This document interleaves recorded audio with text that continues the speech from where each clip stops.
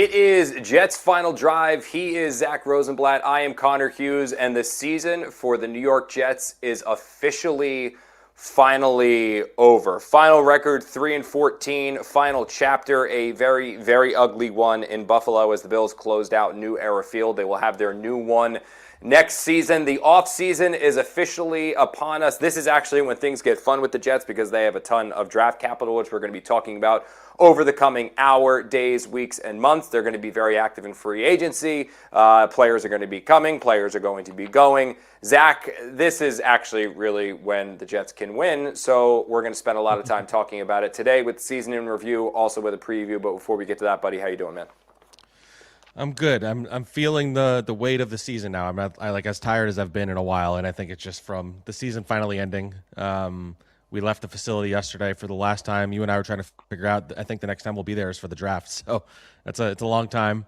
It's been a weird, stupid season with a lot of losing, a lot of terrible football that we had to watch. But I'm ready for the real Super Bowl, which it's that way for Jets fans. It's that way for Jets media.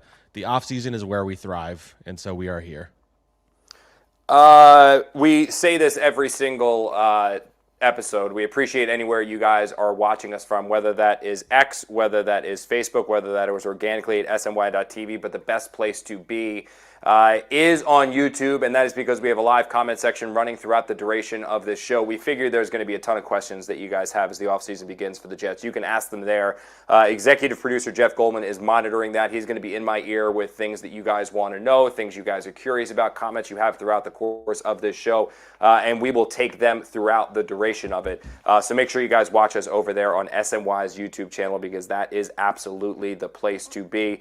Zack, as we get ready to begin this one, we're going to start this show the way that we start every single show, and it is with our first segment. It is What We Learned, presented by Monmouth University. Monmouth University, the greatest university in all of the land. Zack, I'll let you go first. What did you learn from this final Jets game, or just the Jets season in a whole? I mean, I'll just repeat kind of what I just said a little bit. What I learned is that I am ready for the offseason because this season has been over since Halloween, and the team gave up on the season a long time ago. The games didn't matter. The way they played in those games matters a little bit, and it was pretty embarrassing. But I'm excited to get into the rumor mill. I'm excited for defensive coordinator search. I'm excited for quarterback search and the draft and free agency. This should be an exciting one. Whereas last year they didn't really do anything all that exciting outside of hire a new coach. I think we're going to have a little more excitement this year, and I am looking forward to that, especially now that we have this pod going. I'm maybe get some emergency pods when they make some big signings or something. And I think that's what I learned is that this season was dumb, and I'm ready to move on from it. Especially if you go on Twitter, it's like a lot of Jets fans just murdering each other right now. Like everybody hates everybody, and I think we all just need a little breath, and we all need to move on from 2025, accept that this is the coaching staff, and move forward because it is getting really, really ugly on there in these Twitter streets. Yes, and what we learned hopefully will be something that can ease some of that tension out there in the Twitter world. What I learned from this Jets season is that this Jets offseason, they are going to be aggressive. I genuinely do believe that. They're going to, as Darren Muji said when we saw him at the day after Baggy Day press conference that he and Aaron Glenn had, they are going to exhaust all means in order to find this team their next quarterback. In all likelihood, that's going to be coming in the draft, but I also expect them to either acquire one via trade or via free agency. I know free agency isn't exactly the most robust this year in terms of loaded with elite level talent, but I do think the Jets are going to be very, very aggressive there. This isn't like the last couple of years with Robert Saleh and Joe Douglas. Woody Johnson has given Glenn and Muji a significant budget for them to go and improve this team. And if the one thing that we've learned about Woody Johnson throughout the duration of him owning this team, and it's something that Jet fans can hang their hat on, he's not okay with losing. He hasn't always done the right things to make them win. But when the Jets lose, when they are kicked when they're down, when they have been embarrassed, he takes that personally. It pisses him off, and he wants it to change. So this offseason, I genuinely do believe, and in some cases do know, that the Jets are going to do everything that they can in order to significantly improve this roster through free agency, the draft, and realistic trade opportunities when they appear and are reasonable to go after there and try to get. This is not going to be budget or penny pinching. This isn't going to be something where they're playing passive in the draft. They are going to try to improve this team because Woody Johnson wants them to be better, and Muji and Aaron Glenn both know that they should get better. And the reason why they know they should get better, Zach, and we'll recap this season now pretty quickly here, it was a disaster. I mean, the stats, I think, and they're written here on the rundown, they're amazing. I mean, I'm going to read them off, and then you just tell me which one surprises you the most. The Jets are the first team in NFL history without an interception in a season. They have the fewest takeaways in a season all time with just 4. They didn't have a single receiver with over 400 yards. In fact, Garrett Wilson led the team with 395 yards, playing in just 8 games and having no catches since week 6. The Jets trailed by double digits for 53.1% of their offensive plays this season. That's the highest percentage of any team this century. They're the first team in NFL history to lose 5 straight games by 23 or more points, and it has now been 15 consecutive seasons without them making the playoffs. That is the longest drought in American sports. Pretty wild, huh, there, buddy? I don't know which one of those is my favorite. I think the trailing for more than 50% of their plays or whatever that stat was, I think that one just because it's a newer one that I've seen. Like, we've been tracking the takeaways and the interceptions and the blowouts and the playoff streak and Garrett Wilson leading the team in receiving with 390 yards. But that one is a new one.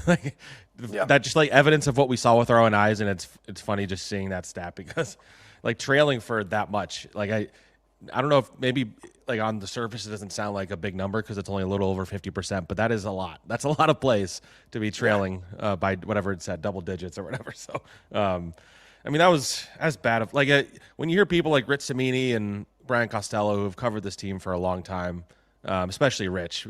Like Rich is like seriously in the media room, like debating with himself whether that was the worst team he's ever watched. And he has people being like, yeah, but what about like the coat tie teams? He's like, the 1-15 team wasn't that bad. Like they were pretty competitive. And he said you have to go back to like 76 and 75 to like really like do a comparison. The 76 is the Joe Namath's last year, and Lou Holtz resigns in the middle of the season. Like that's a level of bad that you're trying to compare this to. And I know everyone wants to bring up they gave up on the season or whatever, but they started 0-7 also. Like it's not like it only happened at the end of the season. They gave up on the season after the trade deadline, but also like, yeah, they gave up on the season, but you're still playing guys who are supposed to be starting caliber NFL players. Like that's the thing that's been overblown a little bit. Like you have Jamie Chiro, Quincy Williams, Jermaine Johnson, Will McDonald, Brandon Stevens, Azaria Thomas, Malachi Moore. Like these are guys that are going to be playing next year, a lot of them here. So, that's where that falls flat a little bit. The Brady Cook part of it, you could totally point to, be like, yeah, we can't judge the offense because of Brady Cook, sure, but like that's the worst football season I've covered. I've covered some bad ones, not that bad. I covered the Giants in 2021 when Joe Judge went on his long rant, and when he when he needed the ball on third down in his own territory to get to a punt. Like that was pretty funny stuff, but that wasn't as bad as this still. So it's something that this is going to be one of those seasons where we're going to go forward and, we, as Jets writers, we'll like talk about things, or we'll like reflect on things, or we'll do trivia questions with each other. And we're going to forget like large swaths of this season, specific games, specific moments outside of the crazy ones, players. Like this is going to be one of those seasons that we kind of just like, man, he was on that team that year. That's crazy. Yeah. I think The worst one for me was the last year with Adam Gase. That season with him was the worst, where they went 2-14. But the weird thing about that team is that it lacked talent, but they still had Sam Darnold. I mean, Frank Gore wasn't good, but I mean, they had NFL players. I think the thing with the Jets this year was that it felt at times like they just didn't even have NFL players. I mean, it was that bad. And when you look at this one, the one that stands out to me, man, is like they didn't have an interception this season. Yeah, like bad. the ball. Like, the ball bounces around all the time in the league. Like, Quinnen Williams had an interception in, like, his second or third game with the Cowboys or whatever it was. I mean, like, it's literally never happened in NFL history that a team has not had an interception. Not had a single interception. When you have the defensive-minded coach, you had a veteran defensive coordinator, and I get it. Like, and I understand the coping that I think fans had to deal with a little bit when like you mentioned, like, oh, it's we weren't trying to win, we weren't trying to win. Connor Rogers was the first one, who said it like on a rant, and I was like, yeah, it's a great point. I mean, they started the season 0-7. That's why they ended up trading Quinnen and Sauce Gardner. That's why it went to, okay, let's start Brady Cook the final month or so of the regular season. It's because they started the season 0-7. If you go back to this offseason, the NFL Combine, the owners meeting, anytime that Aaron Glenn spoke to us, or anytime he had a chance to have a camera in front of him, he made it clear that he expected the Jets to compete this year. These vacancies, head coach and general manager, were considered appealing a year ago on the coaching circuit. Mike Vrabel having a legitimate interest in this organization and probably taking this job if the Patriots vacancy didn't open, because of the fact that it was considered to be a roster that was close. Yes, they needed a quarterback. Yes, they needed tweaking, but there was so much here that you liked and enjoyed because you liked the job that Joe Douglas had done and Robert Saleh had done in developing, that the next guy was going to have a lesser challenge and a shorter mountain to climb. So for them to have that bravado, and just go back and listen to his press conferences in training camp about Will McDonald and Quincy Williams and all these players, especially Justin Fields, and then to have you just fall on your face like this to begin the season 0-7, probably should have been 0-8 too. It took that basically the Bengals completely imploding for them to come back and beat Cincinnati. I mean, there was some significant lucks that broke their way for them to even win 3 games this year. It's Aaron Glenn said that he learned a lot. Aaron Glenn shouldered a lot of the blame, and he said that he wants to be better and he thinks he can be better. But Zack, it was an ugly one. And continuing with the ugly, what was that? Sorry, bud. No, I thought you said something, Zack. My bad. I will say this. Let's do a little accountability check here. Do you want to do an accountability check? Sure. So, one, we'll go with a positive, because our very first episode on this show, we stated what was the biggest concern we had with this team. My biggest concern, and I actually put my left hand up after the opener because I was like, I might be dead wrong. My biggest concern was Justin Fields. I was very worried that Justin Fields was going to be able to be this team's quarterback for 17 games. I didn't think the Jets were going to be able to have much success with Justin Fields out there, and I thought that he was going to limit them. That proved to be true, so pat on the back for Connor. Bad news was I still picked them to win 7 games this season, and they absolutely did not do that. So if you want to put your kind of left hand up here at all with a little bit of your own my bad. Well, I don't remember what I said my biggest concern was, because that was a while ago, and you sprung that on me right before we recorded. But I did say 7-10, which was wrong. And I will say, I think if you go back and listen to the pods from my podcast from training camp, and then once the season started, I think I was a little more optimistic about not a little bit. I was definitely more optimistic about the defense. I thought Quincy Williams was going to have a breakout season. They were going to blitz the ball. They're going to blitz on defense a lot. I thought it was going to lead to interceptions on the back end. I thought Sauce was going to be traveling. There was a lot of things that I expected for this defense that did not pan out. So, hand up, I thought Steve Wilkes was, a smart hire at the time, and I clearly was way off on that, is what I would say. You were. It's fine though. I forgive you. I didn't ask for your I'm going to send out this tweet right now because I do want to get some people in to talk specifically about this. We're going to have some changes coming on the Jets coaching staff. Yeah. Would be an A+ hire. Okay. This is what I want to talk about now.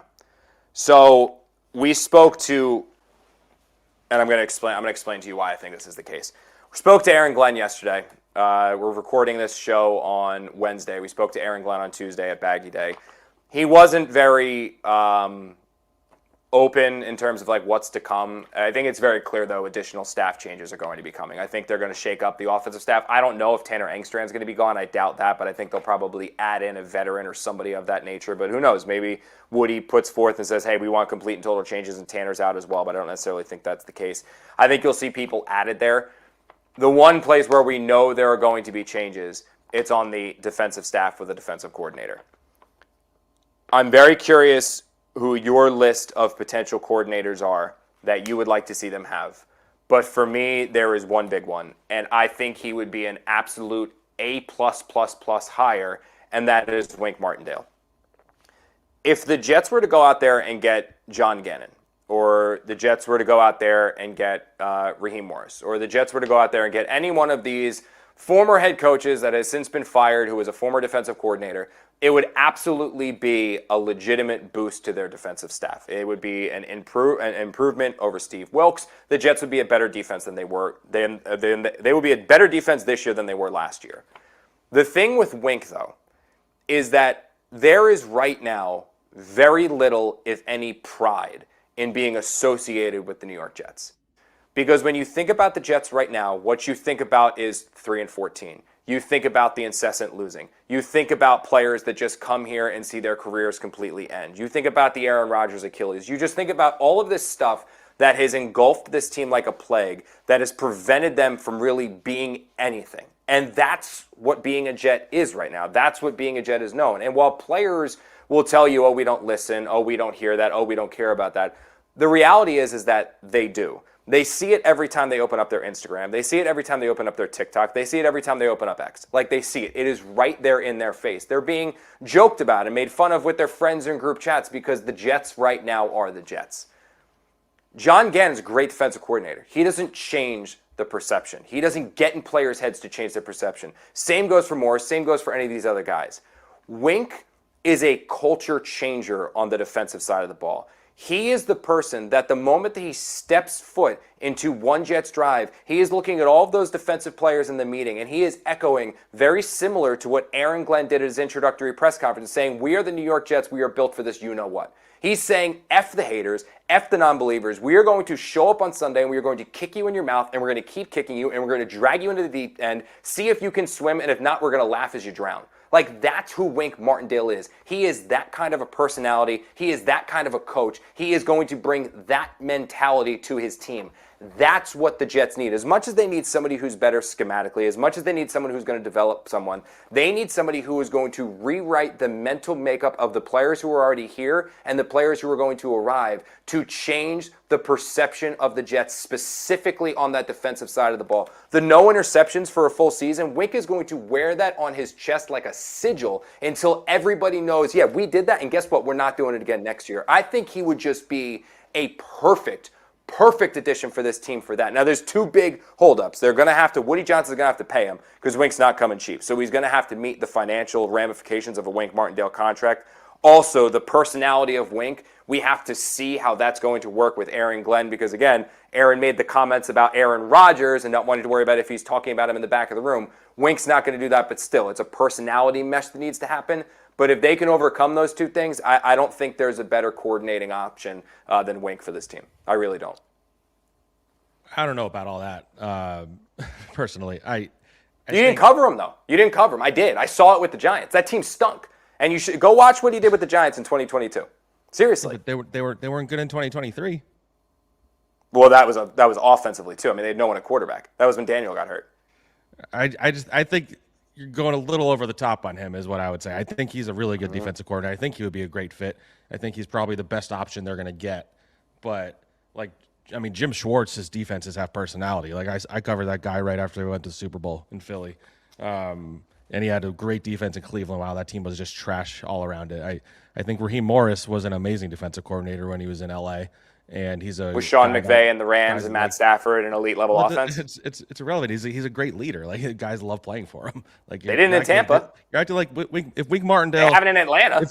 Respectfully, if Wink Martindale is such a beloved figure that is going to change a defense, then why didn't he go back to the NFL last season? He was there. Well, that's the thing is there's the personality part of it. He is a big person. But I'm saying it's similar to Rex. I'm not disagreeing that he's a bad coach. I think he's a great fit. I think he is what they need absolutely. But to suggest he's the guy, I think that is a little over the top. The only option for this. I think he's not the only option. That's not what I'm saying. I'm not saying he's the only option. You're saying he's the best option. You're saying he's the best option. I think he's the best option. I think for what this team needs, with how down in the dumps and just what they need is a coach that can get his players in the right positions and get actually. Well, he'll do that. That's not what I'm saying. You're saying he's the only one that'll do that. I'm saying he will do. I'm saying he will be of the potential head coach of the potential defensive coordinators that are out there. I don't think that there is a better option than Wink Martindale to not only put the Jets in the schematic advantage. We can argue. If you want to argue John Gannon is a better schematic coach than Wink Martindale, fine. If you want to argue Raheem, fine. If you want to argue Schwartz, whatever. I put Schwartz in a similar category as Wink, but I don't think he's going to come here without. Yeah, well, I think realistically he's the best candidate that would come here is how I would phrase it. But it's how he treats his players. My thing is, it's how he treats his players and the way that he rewires the way that you think and view yourself. Because right now I think there is this stuck in the muck, woe is me, hang your head plague around the Jets. And if you're looking for somebody to snap them of that and continue to echo that same culture-changing mindset that Aaron Glenn is trying to implement, I think that's Wink. I think Wink is that type of person that's going to do those things. That's my again, from being around him at the Giants and seeing what he did with the island of misfit toys, I think he's the perfect one for it. I mean, I will say the Michigan defense wasn't very good last year either. I know it's college, but Yeah, I mean I can't argue anything on the college ranks, but I've seen what he did in Baltimore and saw what he did with the Giants. yeah, but he also got shoved out the door in Baltimore. So After a while, I mean, they had immense success. And we can argue all of these people got shoved out the door too.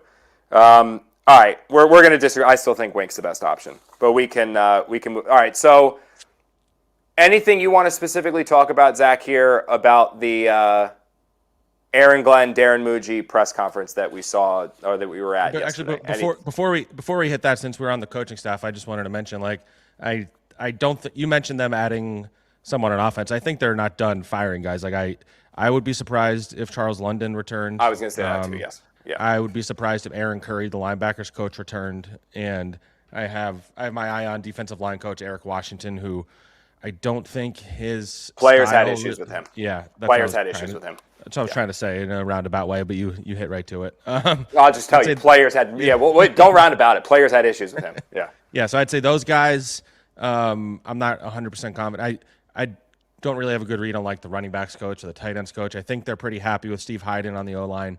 I think they like Chris Harris on the back end, even though the DBs didn't have a great year.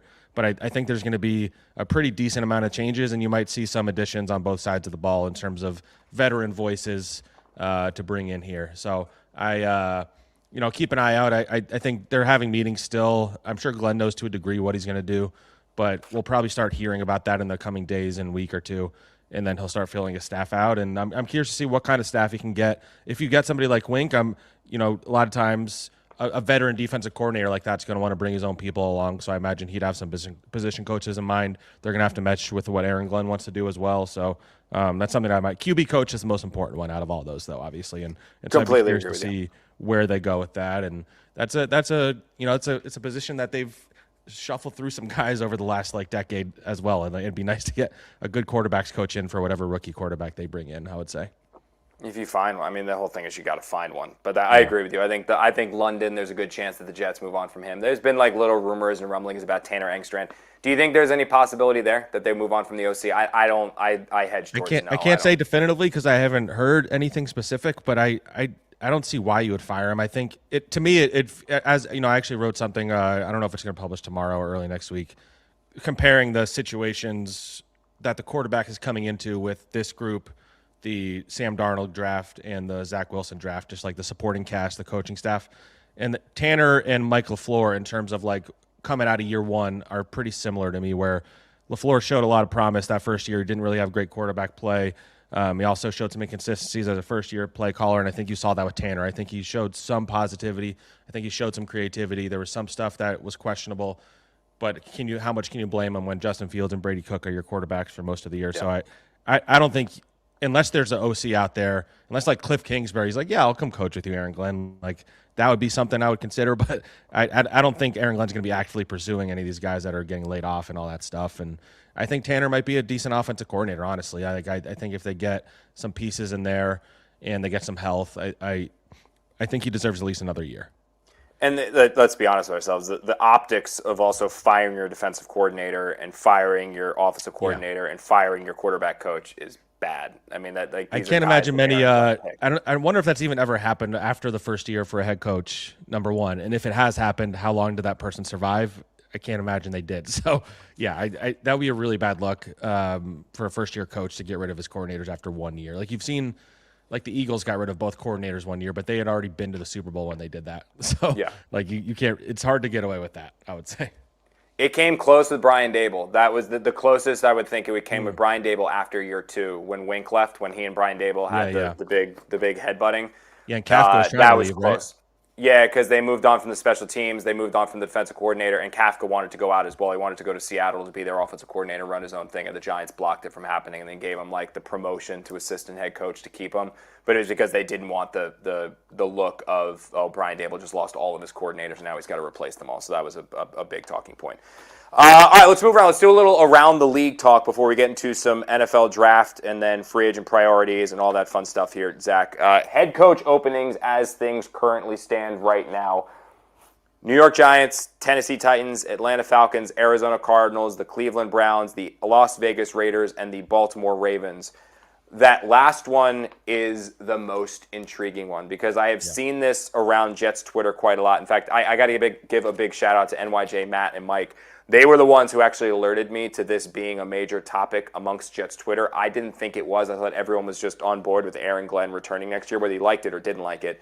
I didn't realize that when the Ravens let John Harbaugh go, there was a major contingency within Jets Twitter that was like, oh, this means we're just going to fire Aaron Glenn and go get John Harbaugh. Like, that was actually the thought process. A couple things on this. One, that's not happening at all. The Jets, from my understanding, because I looked into this after Matt and Mike put me onto it, the Jets have zero interest in Harbaugh. Now, did Woody Johnson by himself go send text messages or make phone calls? I have no idea, but I can tell you, like, that's not something that's happening. Like it's not happening. There's no interest. Well, They're completely. I can't tell you they were not one of the teams that reached out to him yesterday, at least. Yeah, I knew. Like I'm saying, I don't know, like the unofficial, for perfect example is the Quinn and Williams trade. Like the fact that Jerry Jones and Woody Johnson spoke. Like Jerry didn't talk to Darren Muji, he didn't talk to Aaron Glenn, he talked to Woody. Like, did Woody happen to have some phone call with somebody and all of a sudden it comes out 6 months later? I don't know. But here's the fact that it's not happening. Let's dispel it. There is absolutely nothing. There is nothing that's going to happen right now. John Harbaugh is not going to the New York Jets. The New York Jets are not interested in John Harbaugh. They're not doing what the Miami Dolphins are doing right now with flirting with Harbaugh, where they still have Mike McDaniel under contract. Not happening. They are fully and totally committed, I'm told, to Aaron Glenn and Darren Muji going to 2026, and they were very excited about this offseason. It is a very interesting, fun hypothetical to play, but when you really think about it, I think fans, unfortunately, Zack, get into this mindset of it's Madden, and it's like, oh, we have a head coach here, there's a head coach there, let's just click fire here on this guy and then hire on this guy. You would have to fire Aaron Glenn, go through the whole Rooney Rule process of hiring 2 minority candidates in person, interview some other people as well, eventually then get to the point where you're interviewing John Harbaugh and then hire John Harbaugh. Oh, by the way, there are 100 other things that could happen from other teams that could prevent you from ever getting John Harbaugh in the first place. What if the Jets even have a handshake agreement they're getting Harbaugh, and then the Giants or Falcons come in and say, hey, we'll give you $10 million more a year than they're giving you to come and sign us? That could happen. It completely changes everything. What was the question? Sorry. I'm just talking about, it's silly to, think about how it's not just plug and play. Yeah. Harbaugh, sorry, yeah. Way to pay attention. Hey, you do it on the other end too. So, often. But I would, I think it's funny with the Harbaugh thing. The phrasing like this happens a lot with these big names, even quarterbacks and things like that. To be like, oh, the Jets should just hire. The Jets should just go get Joe Burrow. The Jets should just hire John Harbaugh. It's a two-way street. Those guys got to want to do it too. John Harbaugh doesn't want to come to the Jets, so they can't just fire Aaron Glenn in hopes that he's just going to be like, you know what, there are these 8 job openings, and I'm going to pick the Jets over all the other ones. This isn't last year where there weren't as many openings, especially when the Jets job opened up. And they were one of the first ones, obviously, because they did it in season. I mean, very early in the season. But there's a tendency to just be like, why didn't the Jets do this? Well, it's not that simple. It's a two-way street. You both have to want it. The Jets have to be willing to pay Harbaugh what he wants. They have to be willing to give him all the power he wants. You have to fire Aaron Glenn. You have to keep paying Aaron Glenn. There's a lot of steps before you get there, and they're competing with other teams that are more appealing anyway. The Vrabel situation, you can flip out about a little bit because. Let's say not even last offseason. If you look at coming out of the 2023 season when they probably should have fired Saleh if they were going to. We can argue whether he deserved more time or whatever, but I don't think he did. But I think if you were going to fire him in week 5, you should have fired him before the season when Vrabel was available and didn't get a job. The Patriots job wasn't open. So that was the time to go and get a Vrabel. Whereas now you're coming off year 1 of a coach that you say you believe in, and so you stick with him. And if you had fired him, then you're probably not getting Harbaugh and probably not getting Stefanski either. So, and those are the 2 best coaches in this cycle. So, I think there's many things you can criticize the Jets for. I don't think this is one of them. Ultimately, oh, why aren't they calling Harbaugh? What? Who cares?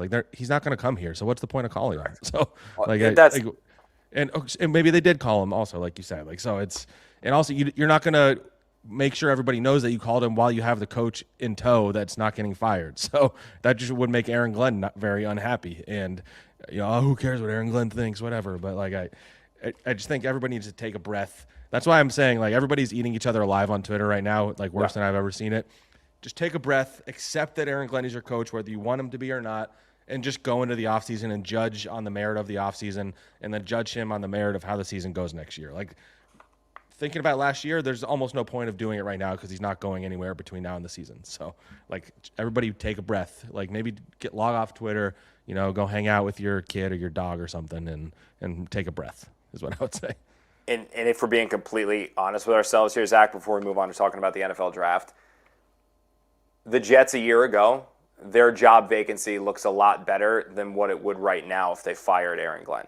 Well, maybe not because of the draft capital and cap space, but I hear you. But the work that has to come, plus now you're talking about an owner that just fired a coach after 1 year. That's fair. There's definitely going to be there's pros and there's cons. I'd say it's probably more appealing for like a GM, I would say, and Muji wouldn't be going anywhere, I don't think, in that scenario. I would say the Jets vacancy was among the most appealing a year ago. I would think it was kind of up there as one of the 2 or 3. I think it would be one of the least appealing jobs right now, even incorporating that draft class. I really don't think it would be. Speaking of that draft class, though, is what we're going to talk about now. Fortunately for the Jets, their picks for the most part are finalized, at least the beginning ones. They will have the 2nd overall pick in the draft, the 16th overall pick in the draft, and the 33rd overall pick in the draft, with the first pick in the 2nd round to begin the 2026 NFL draft.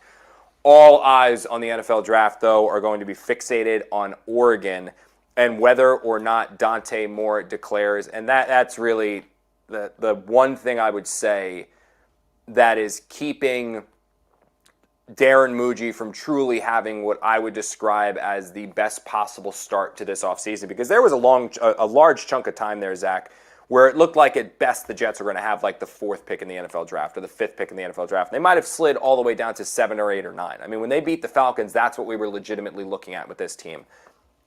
That meant that if they wanted to select Fernando Mendoza or they wanted to select Moore, they needed a team to be picking 1 or 2 that did not need a quarterback so they could trade up and get them. And all of those assets that they worked so hard to accumulate from trading Sauce Gardner and trading Quinnen Williams, they would have to give up a chunk of them to go up there and get it. Well, by them totally and completely bottoming out the final month of this season, they are now in a spot where if Dante Moore declares, they can draft their quarterback organically at number 2.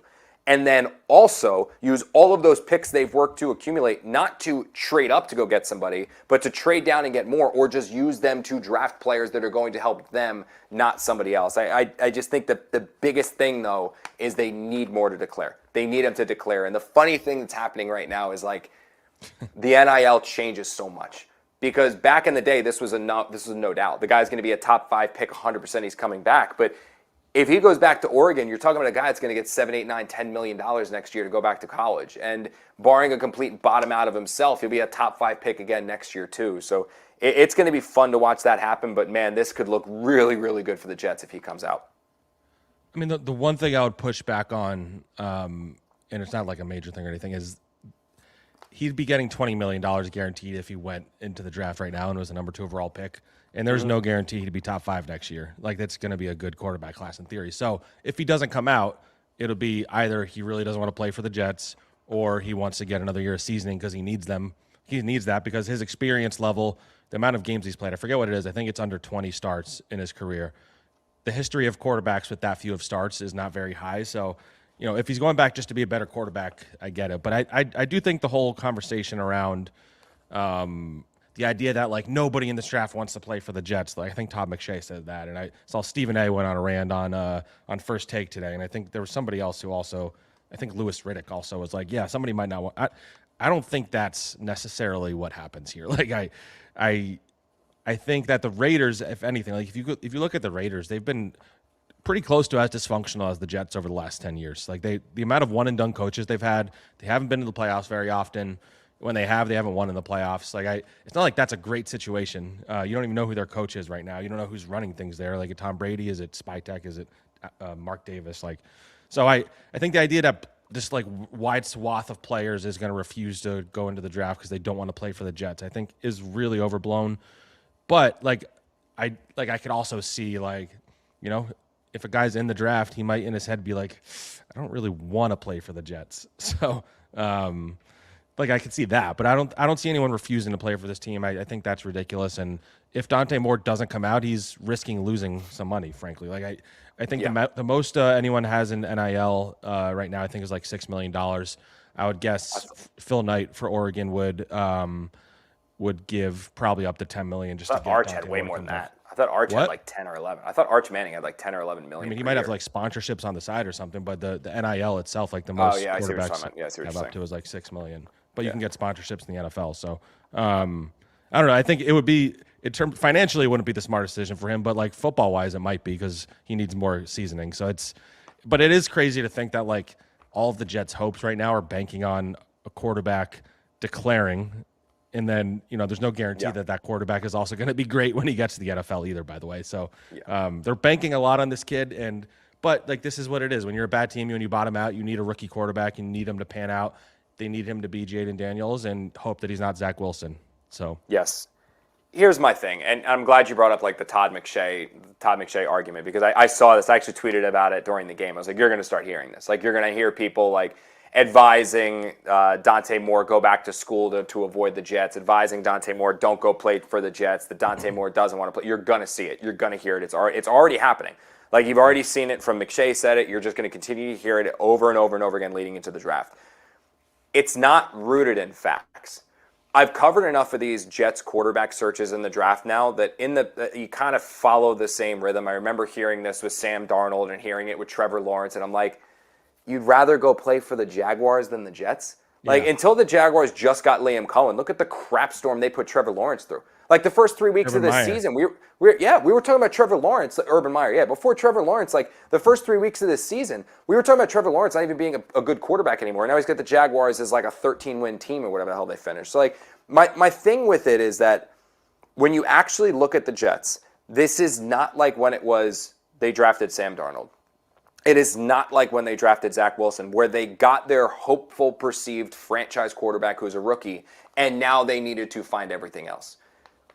They don't have everything. They're a 3-win football team for a reason. They still need probably 12 starters and several difference makers. But you're telling me you're going to disincentivize or advise Dante Moore not go to a situation where he's lining up behind an offensive line that is Olu Fashanu, Elijah Vera Tucker or John Simpson, Frank Myers, Joe Tittman, and Armand Membu. Then he's going to take that snap and hand it off to either Breece Hall or Braylon Allen or Isaiah Davis. And then he's going to drop back to pass and throw to either Garrett Wilson over there, Mason Taylor over the middle. You know this team's going to be aggressive in free agency to sign a receiver, so that free agent target is going to get $20 million over there, or potentially Carnell Tate, who they can draft with the Colts pick, or another first-round receiver. And then, oh, by the way, A.D. Mitchell and John Mechie are your wide receiver 4 and 5. Like, that seems like a pretty good situation for a rookie quarterback. And absolutely, there are concerns here with Aaron Glenn. Absolutely, there are concerns here with Tanner Engstrand. But that's not what Sam Darnold was throwing to. Sam Darnold was throwing to Deontay Burnett and Jermaine Kearse and Robbie Anderson. Zach Wilson had Corey Davis and Elijah Moore. Like these guys, they didn't have anything. They didn't have offensive lines, let alone playmakers. Like, literally, Joe Douglas had to go to Sam Darnold's parents and be like, I swear to you, I will protect your son. I swear to you, I will protect your son. That's not the case now. Like, Tanner questioned, but I think it's a good spot for a rookie quarterback to be on. I genuinely do believe that, Zach. Yeah, like I said, I have a story coming out about this, so this is fresh on my mind. I thought of this earlier. I forgot to bring it up because you mentioned about how like they didn't have to trade up to go and get a quarterback, so they're going to be at number 2. If you remember, obviously from that Sam Darnold draft, they had to trade up to get Sam Darnold, so they gave up a couple second-round picks that would have helped build the roster around him. And in doing that, I believe the only offensive player they picked in that draft was Chris Herndon, the tight end, and Trenton Cannon. Unicorn. And, they went into that season, I think, like Robbie Anderson was the number 1 receiver and Jermaine Kearse was the number 2. The O-line was pretty weak. I think Kelvin Beachum was the left tackle, and I'm blanking on the rest of that group. But not Greg Van Roten. He was with Zach Wilson. I'm blanking on who their offensive line was, but it wasn't a great offensive line. And I don't think this is a great offensive line, but I think it's much better than those. They're talking like they're bringing back Breece Hall, which I think they will ultimately on franchise tag or contract. He's a pretty solid running back. I believe it was Bilal Powell back then, and he was turning 30. And they signed Isaiah Crowell, so like it wasn't like the best supporting cast around him. I just think like on paper this is the best supporting cast they've given a rookie quarterback. Now this is also a supporting cast from a terrible offense from this year, and this is a group that really has to prove itself, and they have to go and get a second receiver. And Mason Taylor still has something to prove. and the offensive line needs to show they can improve from this season and take another leap forward and all that stuff. But I think this is a situation that is not bad for a quarterback. The biggest question, if you want to have one, would be about the coaching staff, obviously. Correct. And is this the right coaching staff to put them in place? But, let's say it's not. Let's say they draft a guy, it goes terribly with this coaching staff. Well, this coaching staff will be shuffled out, and if the quarterback they drafted is talented, it'll be an appealing job like it was for the Giants with Jackson Dart. So I think that is definitely overblown if that's a conversation point right now. It is. And the reality is the Jets haven't had an offensive line where you even went into it thinking, okay, this is a solid offensive line. Like I don't know the last time you felt that. On paper, I think we felt that going into 23 or 23 and 24, but I guess 24 is when they had Tyron Smith. Like it looked that group, Tyron Smith, Morgan Moses, AVT, it looked good on paper. Joe Tippmann, Fashanu off the bench. Fashanu, like it looked like on paper that was going to be great. Then it was kind of a disaster. Injuries. Tyron Smith had nothing left. Olu was up and down. Joe Tippmann was up and down. Like it was a pretty rough group, but this feels like it should be a really solid group. I think Joe Tippmann settled in at right guard. I really like Membo. I think Fashanu is just a solid left tackle. I don't think he's a star. So it's just like a solid group. But you can get by with a solid group. If you have the 15th best offensive line, like you're in pretty good shape, and I think they probably have that. So I would say. Yeah. We have spent so much time here talking about Dante Moore. I will say two things, and we're going to talk a little bit about Simpson here. I do believe there is a world where Dante Moore goes number 1 overall to the Raiders, and if you're a Jet fan that is still hoping and clinging and crossing your fingers that like maybe Fernando Mendoza can happen, having covered Brian Dable for a while, I do believe that Dante Moore fits what he wants more than maybe what Mendoza is because he's a bit more athletic, he can move around a lot more. If Brian Flores gets that head coaching job with the Raiders, like I think it was Florio commented about, if he gets that head coaching job and then Dable is his offensive coordinator, which was the pairing he mentioned, I could absolutely see a situation where Moore goes number 1 overall and then Fernando Mendoza falls to the Jets there at number 2. Unfortunately for the Jets, there is also that world where Oregon gets knocked out of the college football playoffs in the semifinals. They do not advance to the championship. Moore goes back. Fernando Mendoza goes number 1 overall, the Raiders, and the Jets are sitting there at number 2 having no idea what to do with the only other legitimate first-round quarterback being Ty Simpson, who did declare for the NFL draft from Alabama this morning.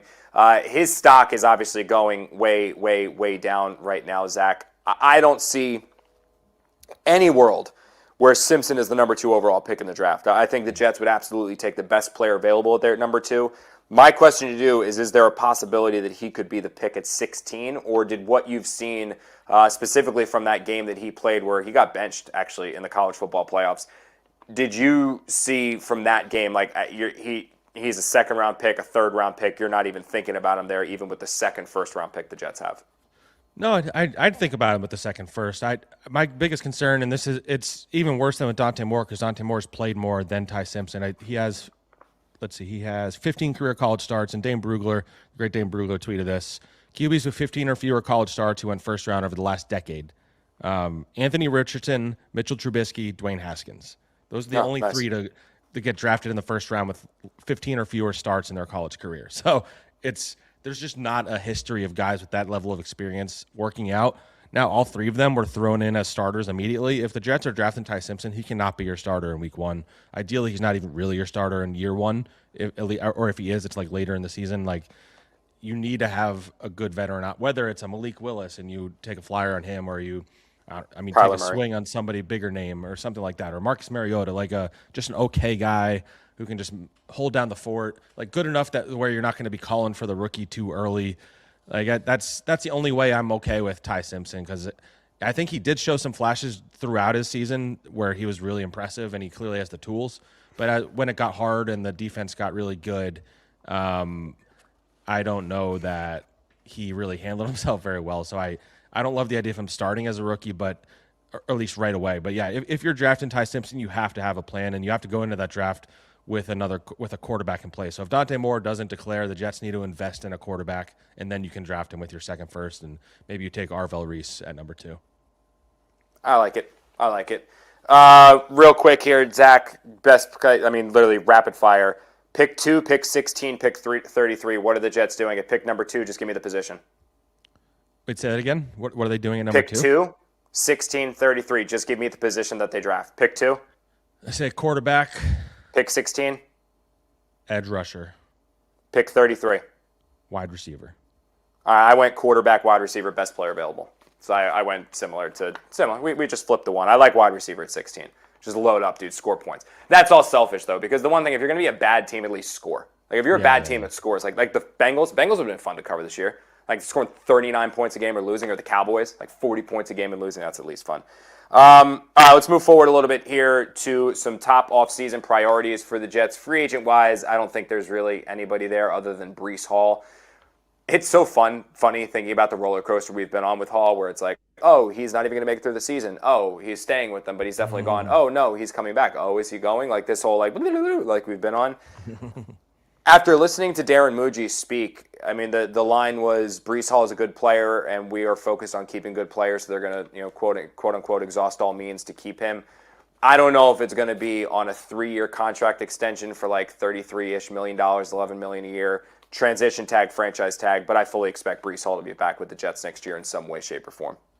Actually, the quote that actually caught my attention was I asked him about like what he thinks about the supporting cast being good enough for like dropping the QB in it, and he's like, I like our offensive line, we have Breece, I like our running back room. Like he said it as if Breece was already back. So yeah. Slip of the tongues usually kind of pan out in those kind of cases, and My theory is that Breece is going to want to test the market, because if you look at every free agency rankings, he's like listed in the top 10. I've looked at The Ringer, I've looked at PFF, I've looked at all these different websites. They have Breece in the top 10 of all free agents because he's a dynamic running back, and a lot of teams need that. Because of that, I don't think the Jets let him hit free agency and they franchise tag him. And, maybe you tag him, and then because they have so much money, you can turn around and go and sign Kenneth Walker or Travis Etienne, and then you trade Breece Hall on a tag and trade. Or you just bring him back, which is a very real possibility, I would say. And I think what you wind up seeing is him either on the franchise tag or on a 1 or 2 year deal where he's getting like the franchise tag level money because he knows that they would have to give him that anyway, is what I would say. Any other free agents that really stand out to you? I mean, I'm looking at the list now. AVT and Simpson would be the other one. It just depends on what they'll bring one of them back. I think their flavor, yeah. Eileen AVT. I mean, I think a lot of people share that opinion. The reticence would be obviously the injuries, but I think you can. You can really cauterize that and make sure you're okay by signing another veteran or drafting somebody on day 2 or whatever it is. So I think that your ceiling is higher with AVT, and I don't think the injury he had is going to really hurt his ability to perform in the future. So I would bring him back if he wants to come back.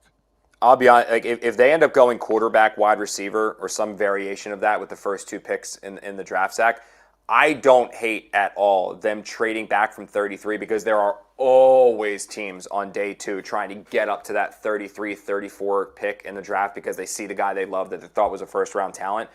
I kind of like the Jets dropping back 5 or 6 spots there, picking up a third-round pick or some other pick in addition to the second-rounder, and then drafting a guard in the third and then another BPA in the second. Well, I like that idea. They also have the Cowboys second, don't forget, in the 40s. Yeah, no, that's what I'm saying. Like I like the idea of them moving back from that pick. Like I don't think you get more picks.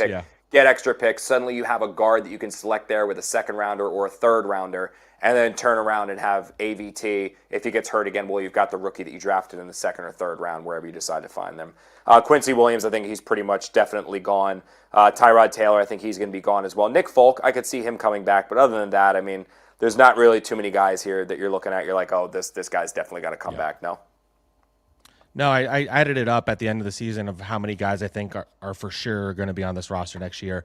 And I think I landed on around 23 or 24 guys and that's including all injured reserve and active roster. So that's probably close to 75 players. I counted 23 that are going to be like, for sure, no doubt this guy's going to be on the roster next year. So this is going to be a new look team next year, is what I would say. Like there's going to be a lot of new faces. Outside of quarterback, and I'm going to loop this in with the NFL draft and free agency.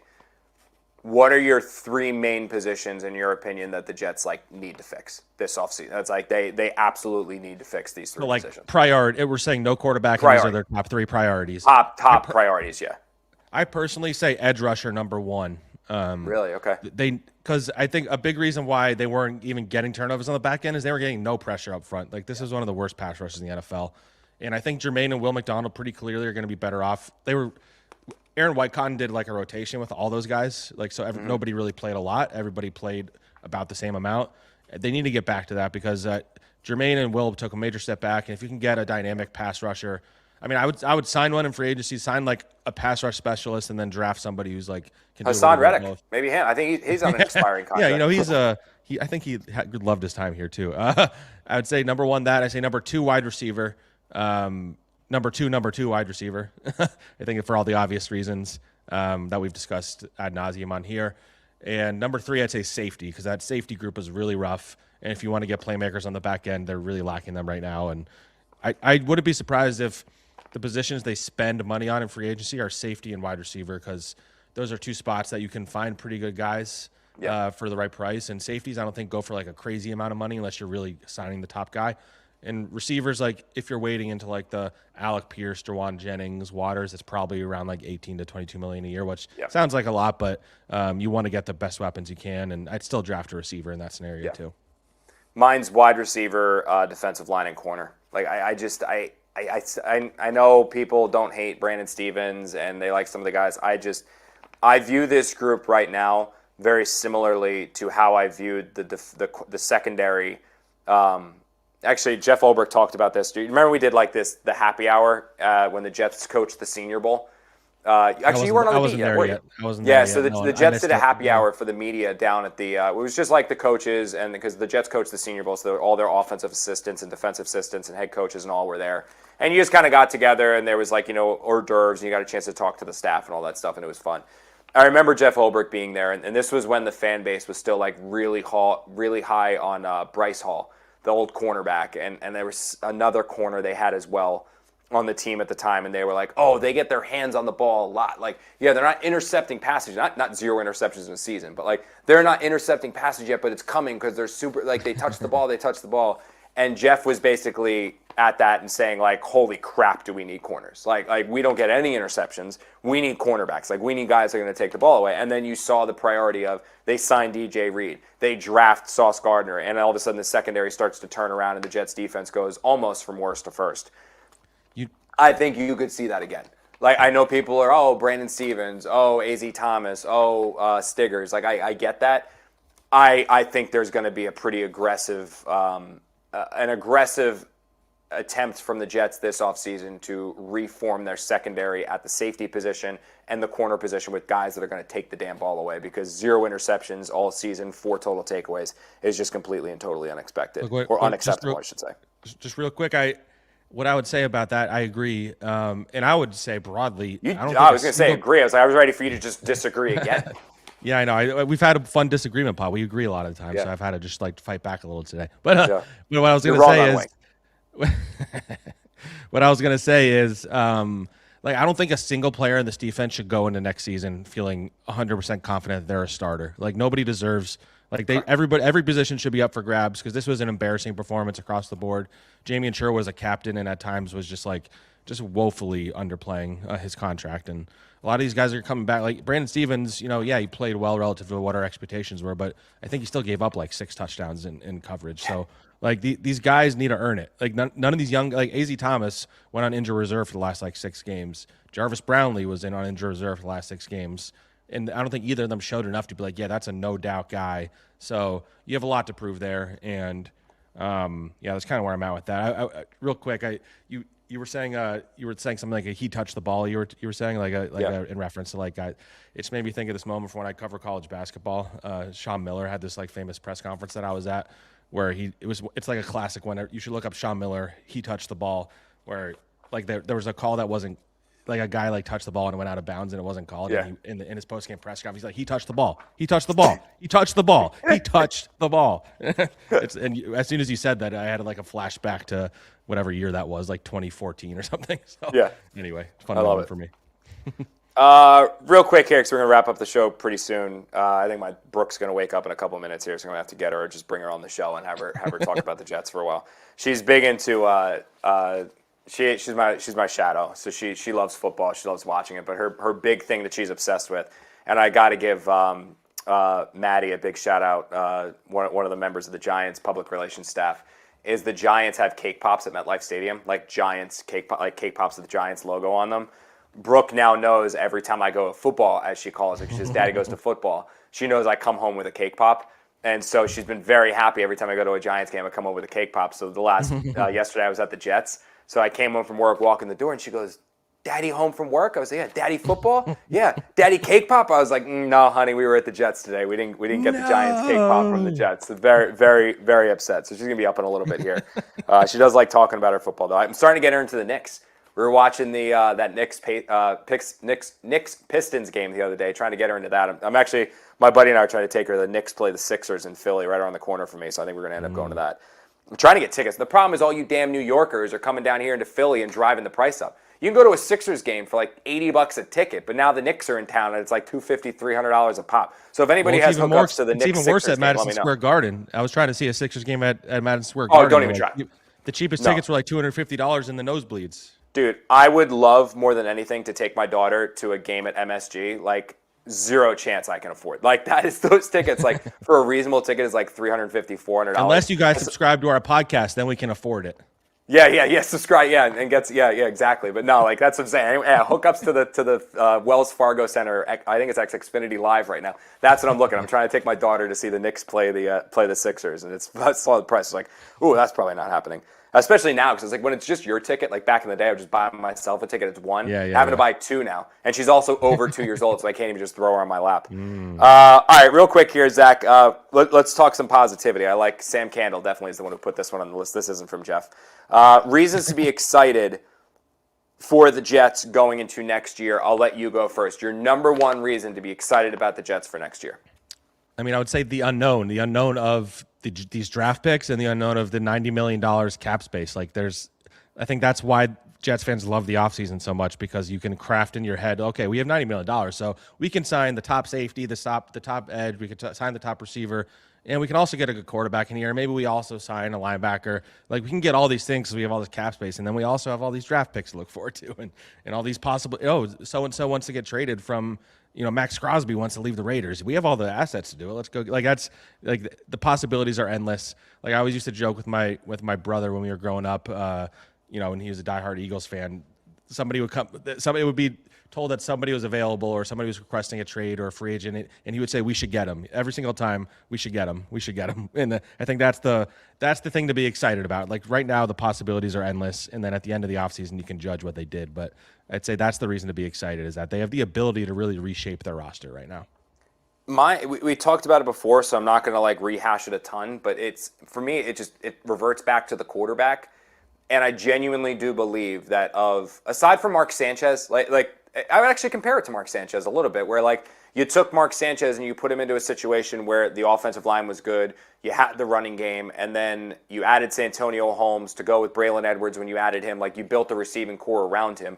The Jets kind of have a similar situation where there is the nucleus of offensive talent where it's a better situation than I think any quarterback needy team picking within the top 10 could potentially make an argument like, oh, our situation's better.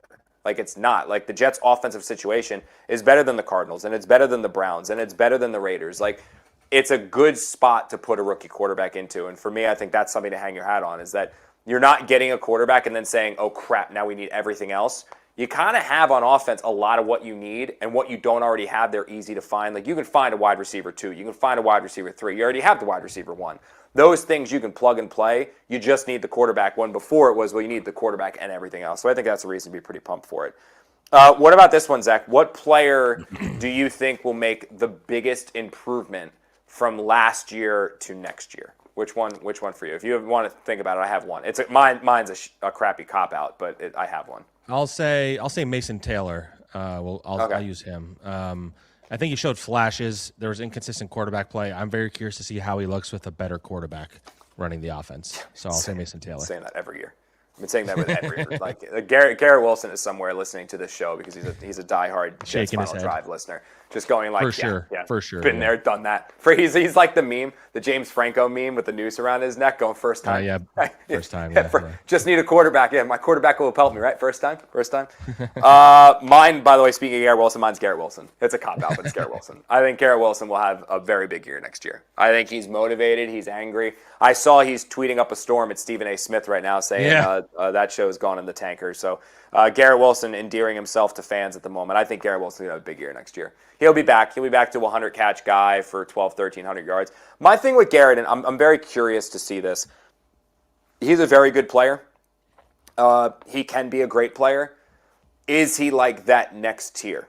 You know, like, is he top 5 receiver or is he top 10 receiver? That's what I want to see from Garrett. He's shown flashes of top 5, hasn't consistently shown top 5, in large part because of the quarterbacks that have been around him. Thought he had a chance to do it with Aaron Rodgers, didn't necessarily. I want to see, is Garrett top 5 or top 10? No, he's top 10, so maybe we'll get that answer next year depending on what the quarterback situation is. I don't necessarily know if we'll see it with a rookie, but I think we could if the Jets go the rookie plus veteran route, or if they go the Giants route, like they had 2 veterans and a rookie.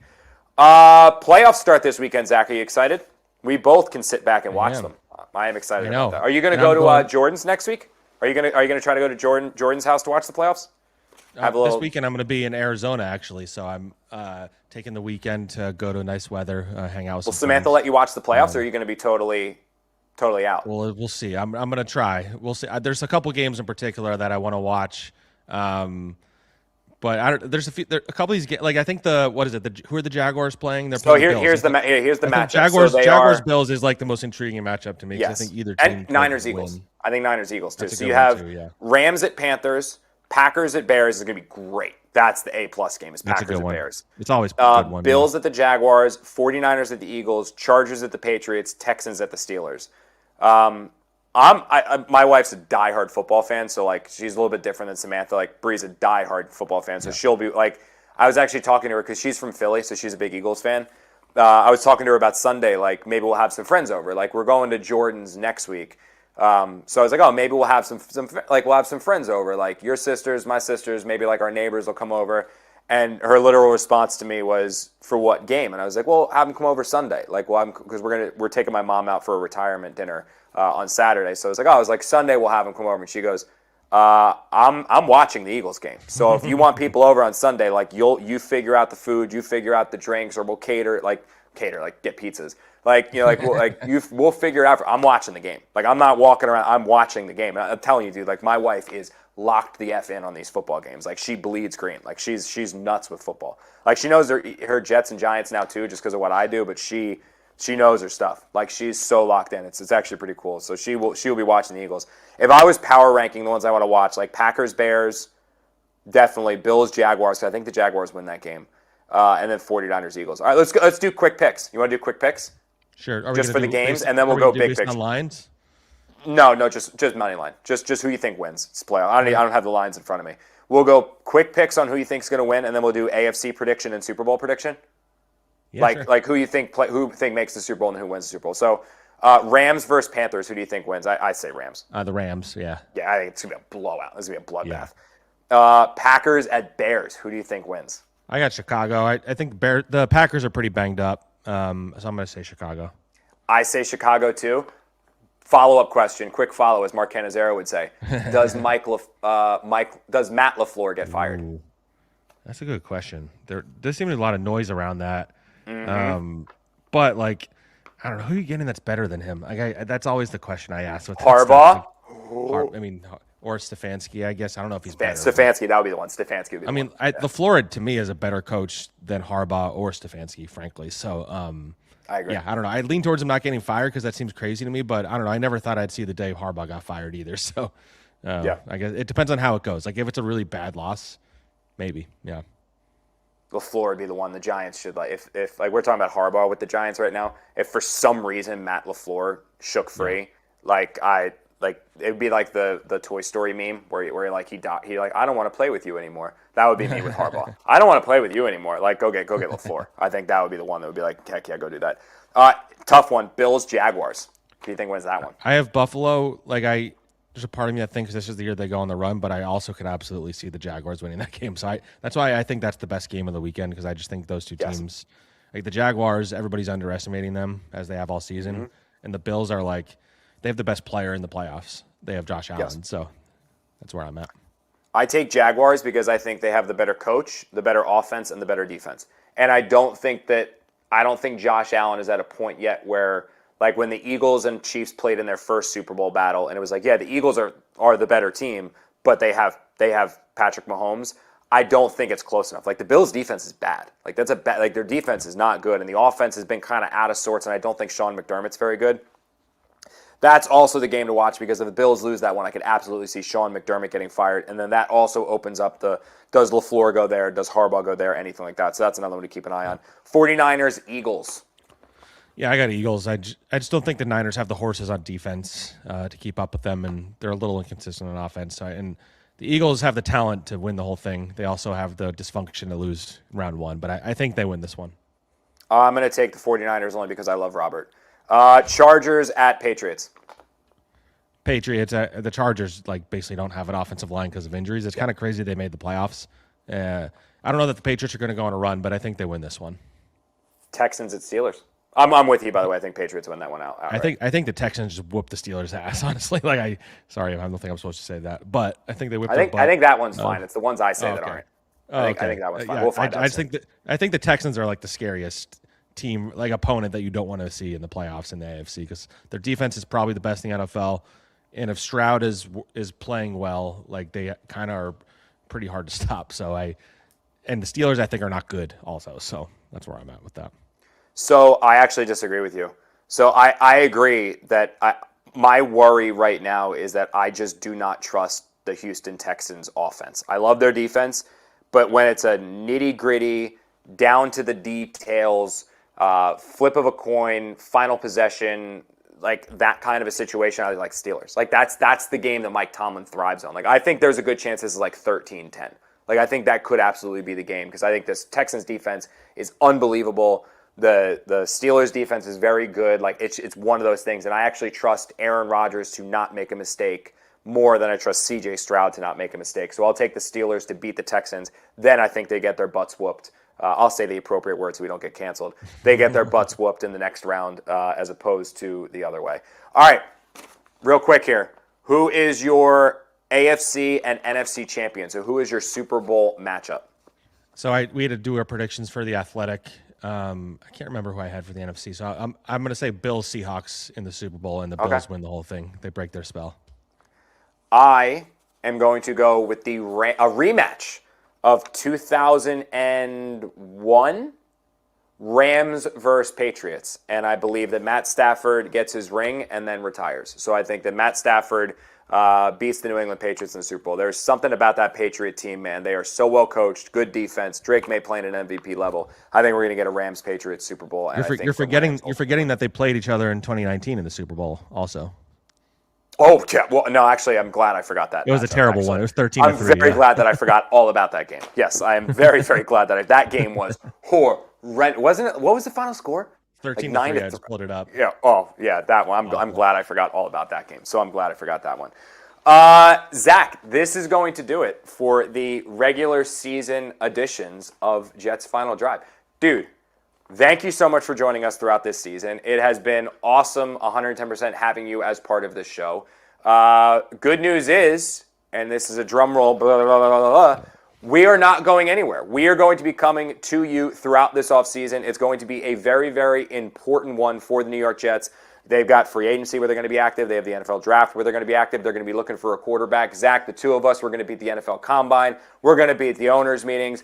All throughout these different off-season events, we are going to be coming to you with Jets Final Drive episodes. So make sure that you stay tuned to SMY.TV, to Zack's Twitter account, X account, to my X account, to SMY on YouTube, to keep locked on Jets Final Drive. Because, yes, this show started last year as just a recap. It was brought back this year as just a recap. But because of how much you guys have loved the show, interacted with the show, and brought that viewership up, we're going to continue to come your way throughout the offseason. And, Zack, we're going to be pumped to have you along for the ride as the continual co-host. We're not swapping you out, even though I made a very strong effort to have that happen.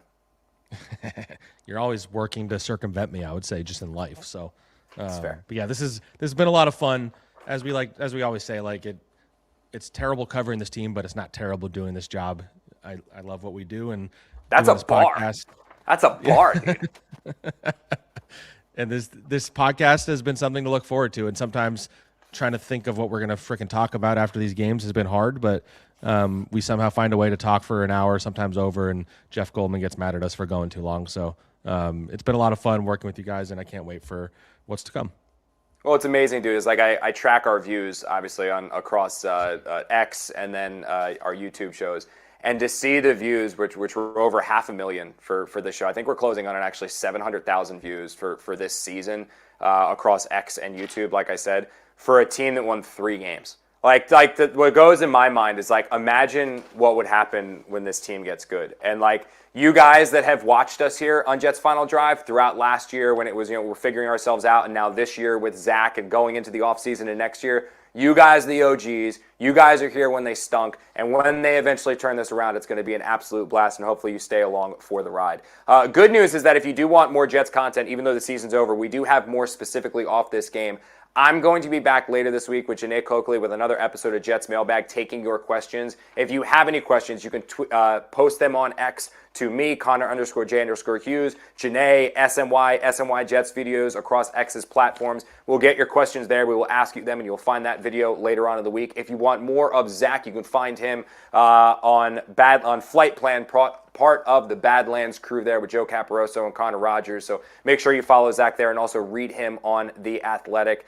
Stay tuned, too, to SMY's YouTube channel just because there's going to be a ton of content there anyway. I know pitchers and catchers will eventually be reporting for the Mets and Yankees. We'll have content there. The Putback with Ian Begley as the Knicks make their championship run. That's going to be there. You can recap all of Jets Final Drive episodes, all of Jets Mailbag episodes, and then Jets pre- and post-game live as well. So it'll be an absolute blast. Like I said, we're done with the season. We are not done with you guys, though, because we are going to be coming to you throughout this offseason at different points, and we hope to see you guys then as we react to everything that the Jets are going to do. You guys see Zack and I every single week. We thank you for interacting with us, but this show is not possible without a production staff. That's Brian Pincus, Sam Candle, Corey Palmer, and executive producer Jeff Goldman. Thank you guys so much for joining this season of Jets Final Drive, and we'll see you guys this offseason with more access to Gang Green.